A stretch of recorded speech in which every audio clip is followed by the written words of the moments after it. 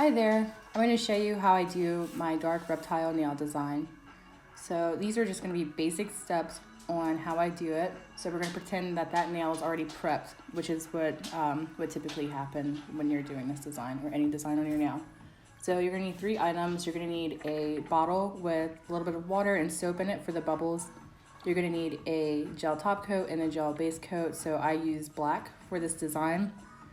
So I'm going to put the black gel polish onto the nail, and I'm going to do probably about 3 layers. So in between, cure the gel, and then we'll move forward.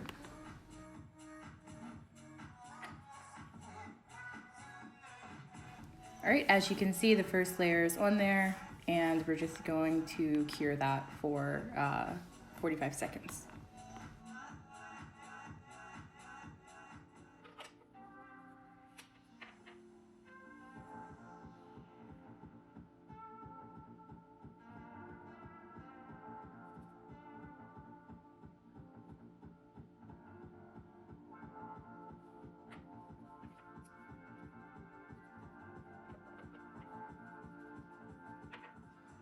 All right, while my last coat of gel is curing, I'm going to take my bottle that I have. So I have a little bit of water and a little bit of Dawn dish soap in there.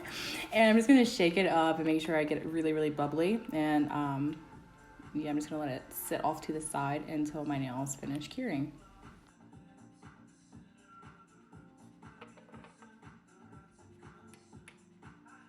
Yay, okay, so my nails are done curing now. Well, my one nail. And I'm going to just apply my non-wipe top coat to this nail. So while this nail is still wet with the top coat, do not cure it yet. You're going to want to leave it wet so we can put the bubbles on top.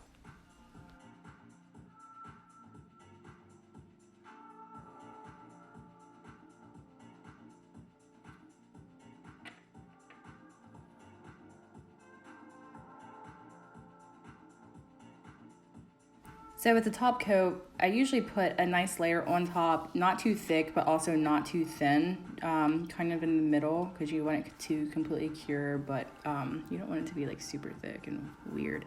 So now I'm just going to take the bubbles in the bottle and lightly tap on the nail.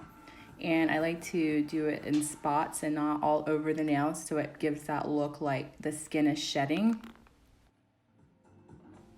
All right, so that was the final cure. As you can see, there's still a little bit of bubbles on the nail. So what I do is just take a cloth, and it's a lint-free cloth, and I just tap the nail and I shine it, buff it up a little bit to make sure it's all shiny.